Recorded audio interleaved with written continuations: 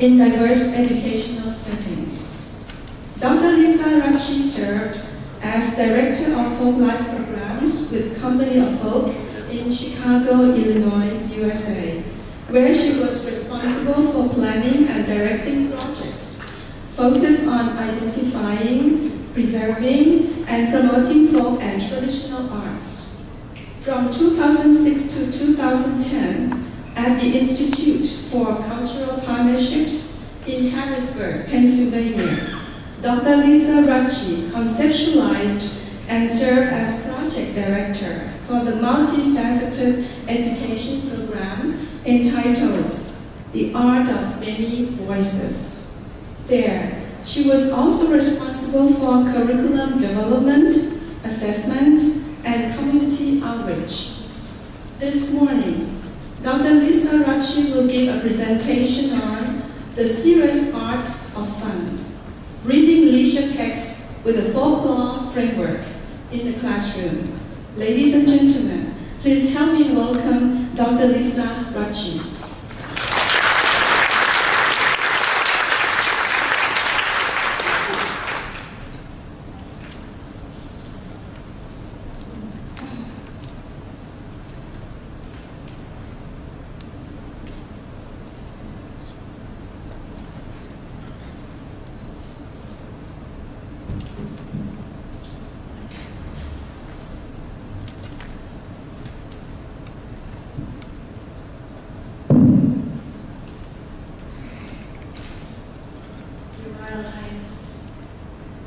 The Conference Committee Institute of Thai Studies, I am humbled by your invitation to speak today. Thank you so much. Culture influences every aspect of our lives, including their ways of learning and ways of knowing. Communities are strengthened and enriched when culture is nurtured, and likewise, the people within communities flourish when a balance of life on the continuum of work and play is achieved. In this presentation today, I hope to consider how educators who understand the complexity and power of culture in arts, folklore, and leisure activities can create ways of teaching and promote ways of learning that provide for student agency in their own personal and academic growth. For educators to include folklore and tradition in their classrooms, it is important to clarify terms. First, culture. We intuit what I may mean when I say culture, but the definition often proves elusive. I know that many of you here are educators, but others are also coming from leisure studies and tourism. And I think that you will be able to appreciate how to extrapolate some of what I say to your own work or research when you consider this image that I'm showing. This is from an artist that I've worked with quite a bit in Chicago. His name is Hector Duarte. The name of this mosaic is Ice Cream Dream. All of us have culture.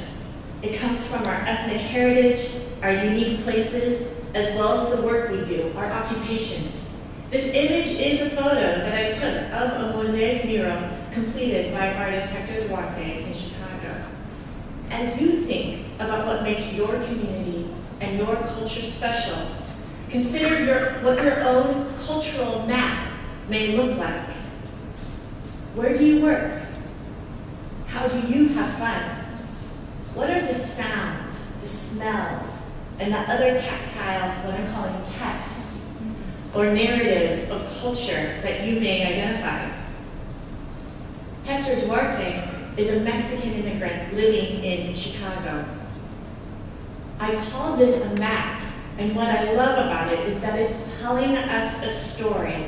It's a narrative of a place, of Chicago, and of Pilsen, the Mexican neighborhood in Chicago where Mr. Duarte lives. This narrative includes landmarks. You can see buildings, but it also tells us something about the people, the human element. You can see at the center of the mural is a heart, both literally and figuratively. It is Chicago. You can see the iconic buildings of both Pilsen, the predominantly Mexican neighborhood. They are the red buildings in the middle, coming up the middle of the heart. And you can also see the city buildings, the Sears Tower, the Hancock Building. They are the blue buildings on the side. But look closely. Where are the arteries, the veins?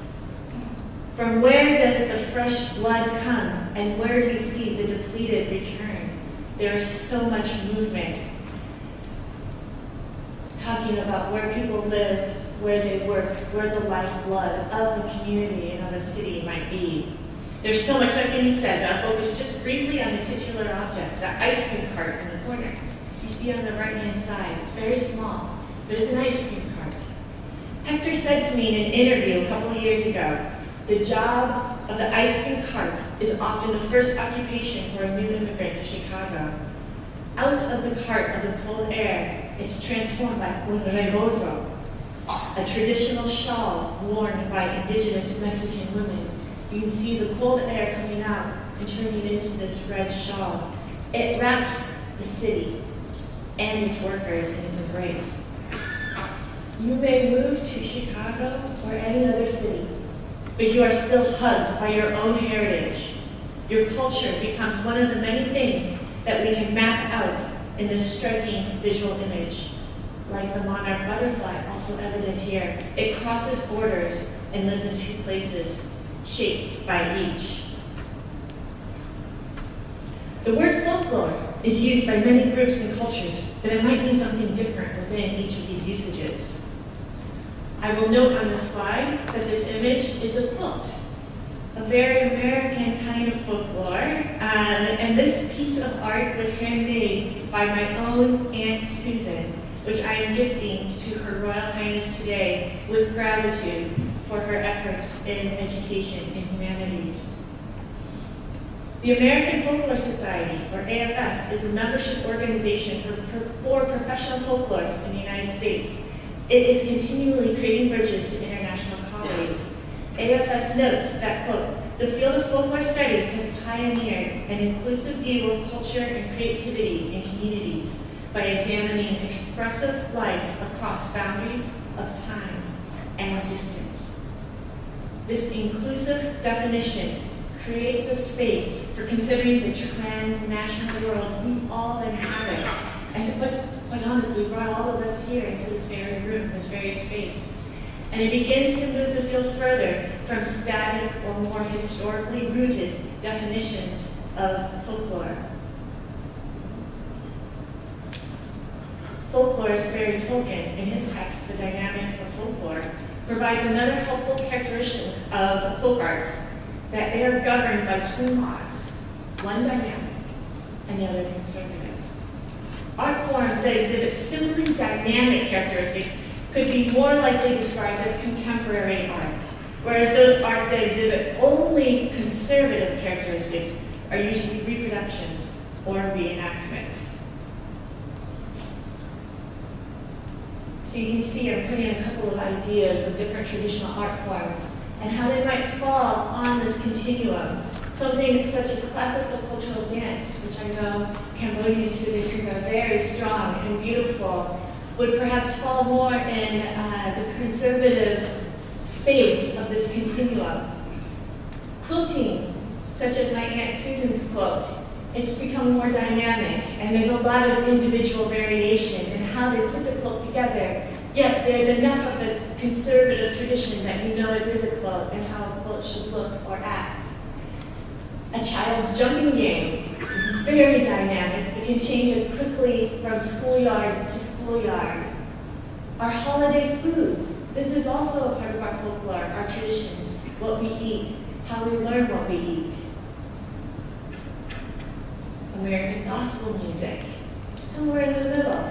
We learn it in the church, and but there's also a lot of improvisation that would happen to show your expertise in the art form. And religious icon writing, again, a much more conservative, but not reproduction or historical art form.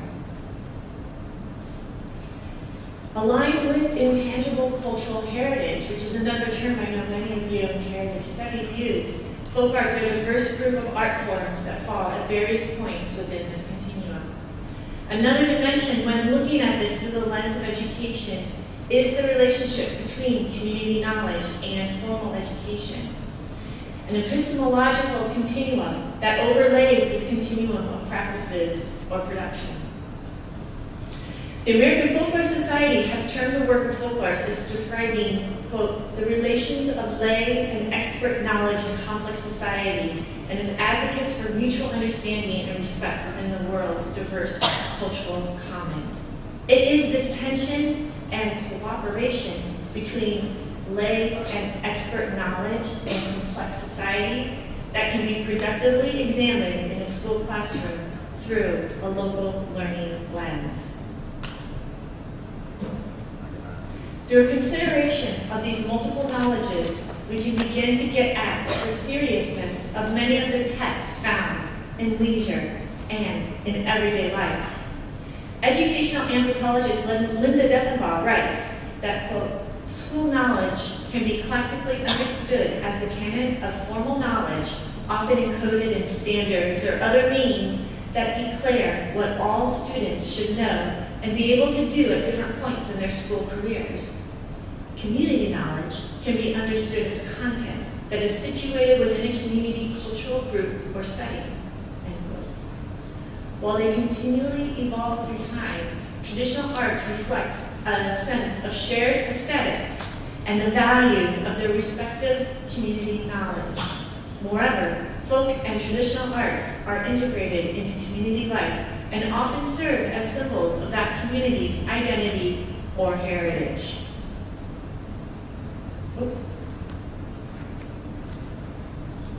So, consider this story. Imagine you are a master drum maker for your community. It is your job to create instruments that are sturdy and functional. They also have to sound good. You are considered a master because of your skill, knowledge of, and deep respect for your traditions. You are keenly aware that you are one in a long line of artisans. You also know that there are some things you simply cannot change, like the way a particular drum is supposed to sound, that would affect all the other traditions, like songs and dances, which depend on the excellence of your drum. Yet, your drums are not just copies or replicas of what everyone else before you has made. They are distinctly yours. Matthew Smith, the traditional drum maker from eastern Pennsylvania, understands this role completely. In an interview I had with him, he tried to articulate his understanding of being a tradition bearer for a cultural community where he has always had to negotiate the knowing of a traditional art form, which is the conservative element, and the artistic presentation of it in his work, the dynamic element. He told me, quote, now, the drum is not something I'm going to copy and start producing. I'm not real big on that. I'm not somebody that copies, but I'm somebody that will take what somebody's done and then add my thing to it. You know what I mean? Because, for one thing, it has to have a certain sound. There has to be a certain sound that we are looking for. And so, in timbali, which is a metal drum used in Latin music, especially in Cuba and Puerto Rico, it's related to the timpani. He goes, so in the timbali, it has to have the right, what they call casca, or side of the metal shell. There's a certain pitch and a canny, kind of garbage can kind of sound you want, so you can't change it too drastically. Otherwise, you're going to change the sound of the music. That's not what you're trying to do. You, as an artist, are just putting your own signature on it, just trying to make it better. This description by the artist captures part of the heart of how to define traditional or folk arts. It clearly delineates limits or bounds of a particular traditional process, here, making a timbale, yet celebrates the individual artisan within a meaningful and meaning-making context. This demonstrates the expansive ways in which context can create meaning. For the drum maker, the context is not about that one workshop or that one drum. Context comprises a knowledge of culture and tradition. In the description above, the artist could not define his process and the tradition without invoking those who will play his drums and those who will hear and dance to his drums.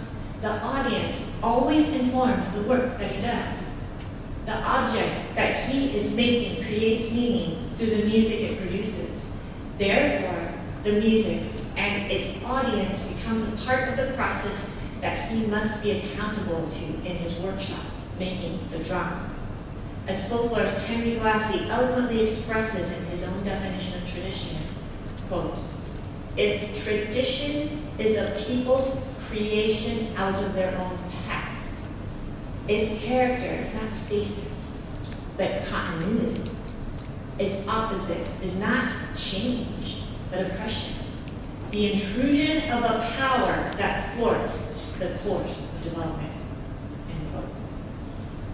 As educators, to realize the power of these many texts, from Matthew Smith's drums to children's games and other leisure activities and more, we gain access to a realm of learning and expertise through this rich and immersive context. And we gain access to ways of knowing that engage students as having expertise and important knowledge that can be put to use in the classroom.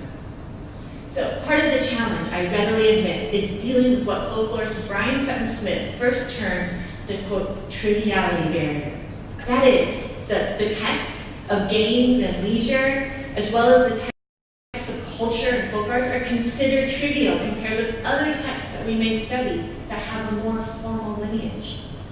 Yet, folklorist Lynn S. McNeil reminds all of us in her introduction to folklore text that, quote, "There is a strong argument to be made in favor of studying the mundane, the familiar, and the trivial. And we can see it when we look at the root of the word trivia. It comes to us from the Latin trivium, which means three roads, or specifically, the spot where three roads come together. In other words, it is the intersections and the interchanges where productive work can occur." I often start a teacher training workshop for educators and with others with this following quote from education philosopher Maxine Raymond.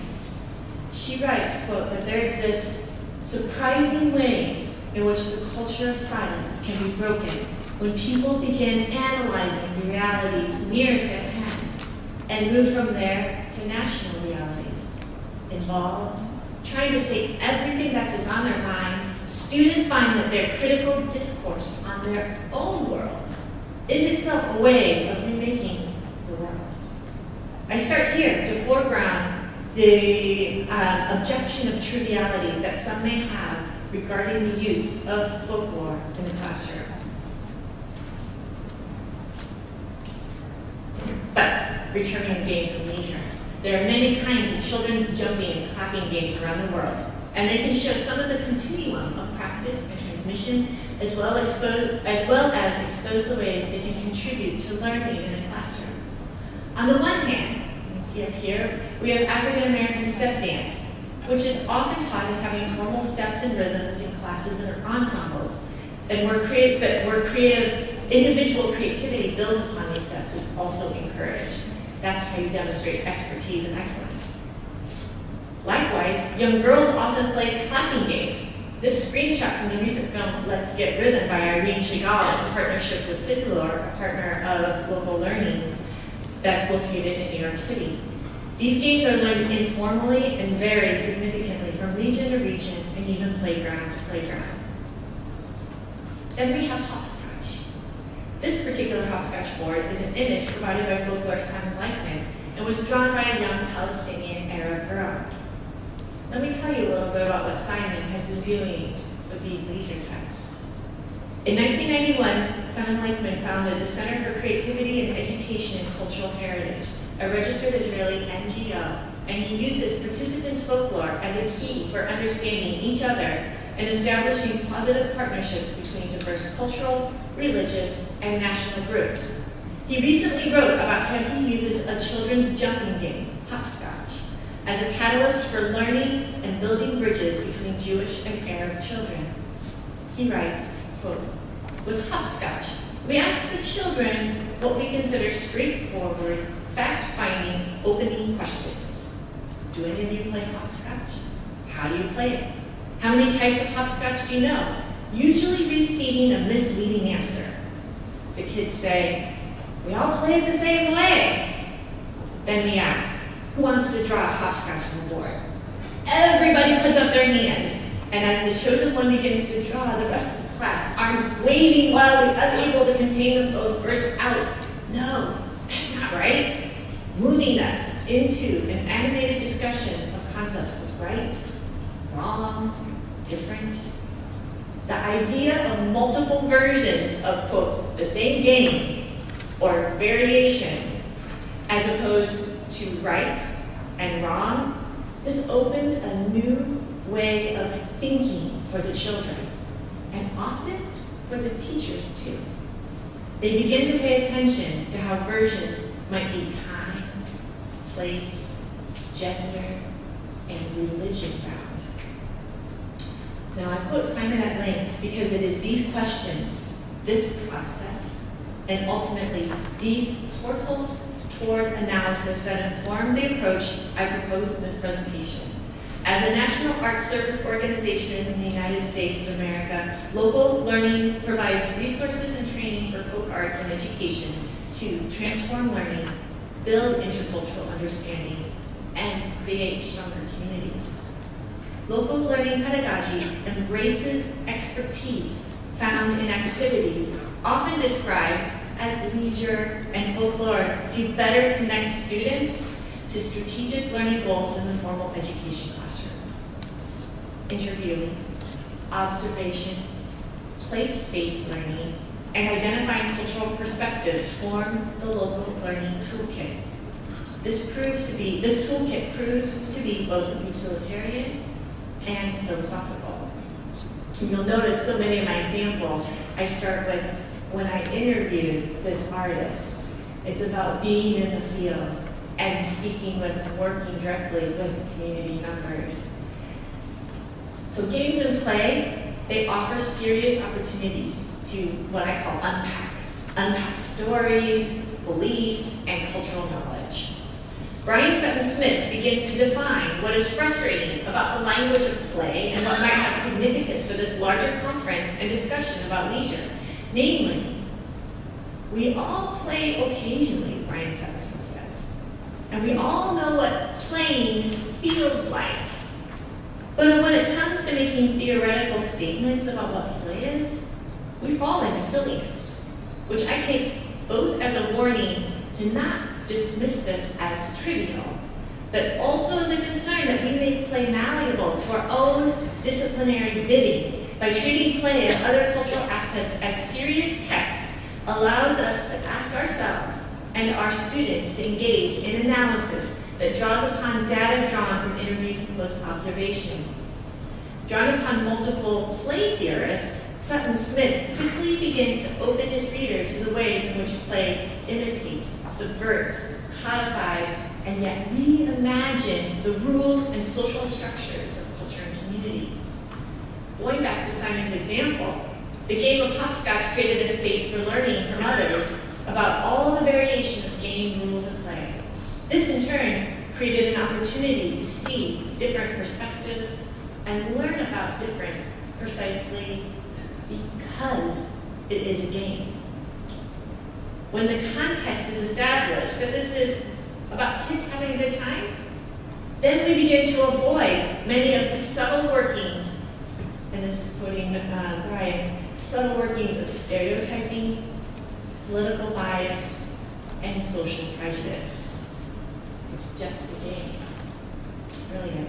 This is echoed by Sutton Smith, who reminds us that the constant modern tendency to think of play as simply a function of some other more important cultural process, psychological, sociological, tends to underestimate the autonomy of such play cultures.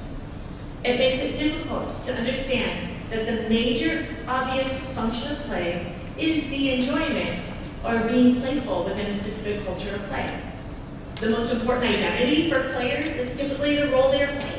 I'm first baseman, you're it, the trickster figure. Whatever else might be subserved by that identity is generally a secondary matter during moments of play. But it is in the creation of this special place through play, growth and understanding can also occur. So I do want to take 1 minute to unpack what is happening in the example above. How many of you do know the game of hopscotch? Okay. About half the room is brave enough to at least raise their hand. So it involves creating a board, often with chalk on the ground, that you then use a marker of some sort. And you must test your skill of both throwing the marker onto the target and jumping from space to space. Now each of you think for 1 minute, how would you draw your hopscotch board? Oh, it's a little hard to see. You're back there, the slide's up here. But the picture I just added, that's my own child. That's my son in front of our house. And that's his hopscotch board.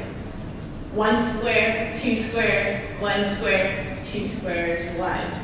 That's how we make it. It sounds like that maybe is what some of the others use for your hopscotch boards.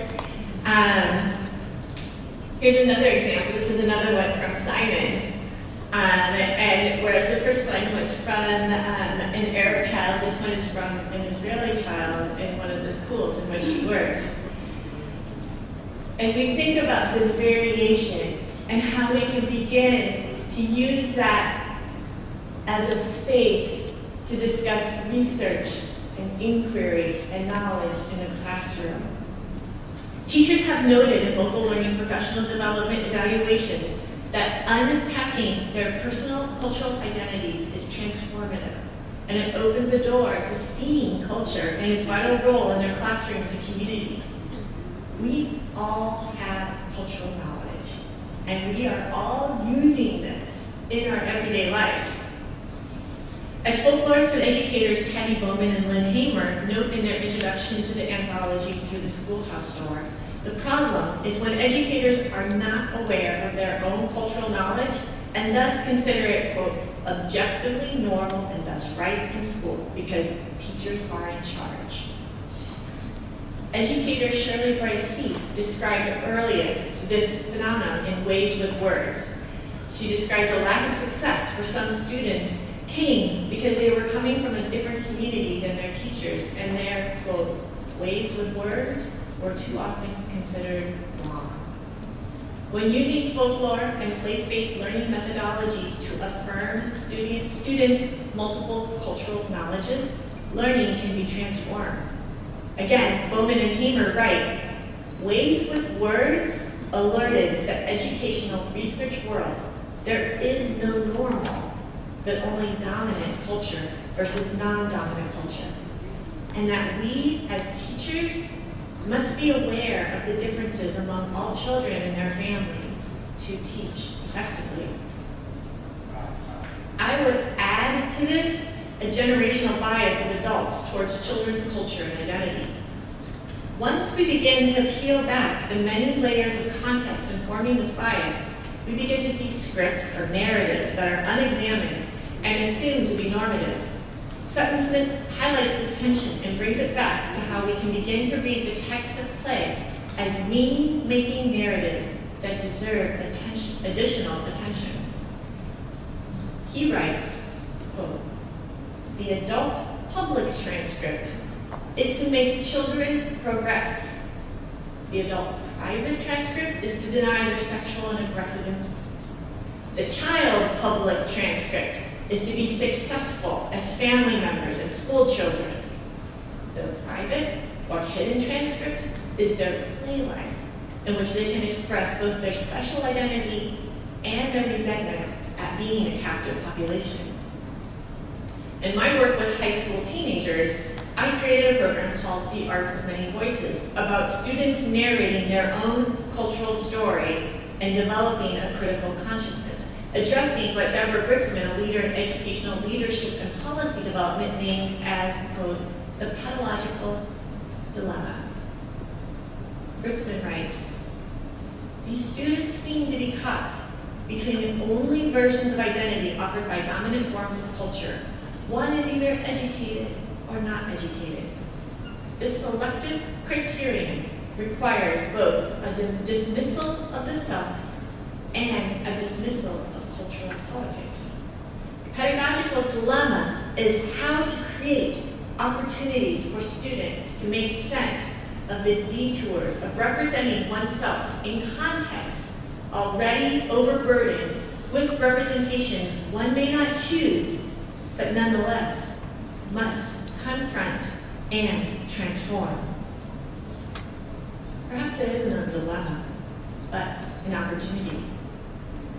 Examining the game students play or using research tools to make more visible the cultural texts that they know also illuminates how dominant social cultural narratives work and are perpetuated.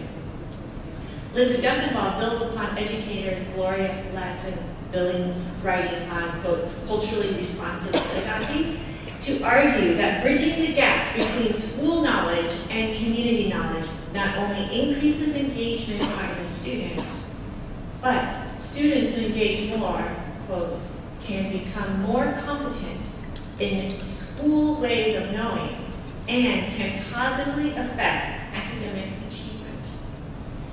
Patty Bowman and I wrote in the introduction to our special issue of Youth and Community for the Journal of Folklore and Education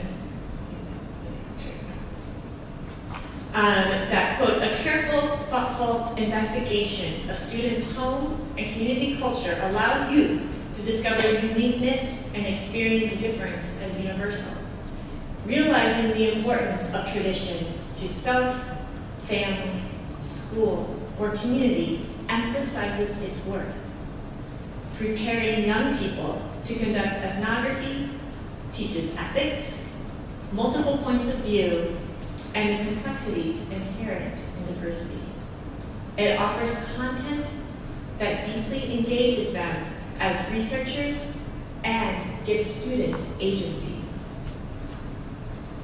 In fact, at the core of an effective folklore education program are the students themselves and an understanding of how they need to be active participants in bringing information to bear on their own educational experience. Bruce L. Wilson and H. Dixon Corbett are independent educational researchers who conducted extensive research in the Philadelphia public schools, assessing its Children Achieving program, which targeted inner city schools and their students. Their conclusion simply states that reform projects, educational reform projects, must happen with and not for students. They noted that in any reform, students would be better served as participants in charge rather than as beneficiaries. You see how they're changing that agency there. They quote Dr. Fulan at length, emphasizing his points that, quote, educational change, above all, is a people-related phenomenon for each and every individual. Students, even little ones, are people too. Unless they have some meaningful to them role in the enterprise, most educational change, indeed most education, will fail. I ask the reader to not think of students as running the school, but to entertain the following questions. What would happen if we treated the student as someone whose opinion mattered in the introduction and implementation of reform in schools? This is why I offer student agency as a significant corollary of this equation for bringing folk and traditional arts into the classroom. The evaluations that I conducted from the 5-year arts and education program that I directed in Harrisburg, Pennsylvania, and the alternative high school there affirmed this hypothesis. I found greater awareness of self through a discovery process rooted in ethnography increases student engagement, confidence, and readiness to learn. Additionally, there's a pedagogical advantage to teaching students who know that their epistemological capital is valid currency in the classroom, that what they know and what they bring in matters and can be used to help them learn. Patty Bowman coins the term, quote, reciprocal pedagogy to name the, quote, deep collaborative relationship that good teaching involves, where teachers and students learn from and with each other. It is only when we, as educators, acknowledge this cultural knowledge that walks into the classroom with students every day that we can then capitalize upon finding those intersections between formal and informal learning. So, I started this presentation with a cultural map and invited all of you to consider how these key concepts for educators also may resonate in the fields of leisure studies, tourism, and other fields of public engagement. For those of us working in folklore and education, we continue to critique and build our understanding of authenticity, context, and narrative, often with the end goal of building new audiences, addressing the needs of diverse age cohorts and cultural groups, and building accessibility into the design of our curricula and programs. Likewise, we as folklorists benefit from interdisciplinary partnerships and dialogue. To embrace reciprocal pedagogy is to also keep learning. The sharing of tools and strategies through partnerships across disciplines and organizations will help to address the challenge of staying relevant and vital in an increasingly complicated and an interconnected world. And I'm so glad that we have this conference and an opportunity to do this bridging work from all of our different disciplines and places of knowledge. Thank you. It has been a real honor to speak here today.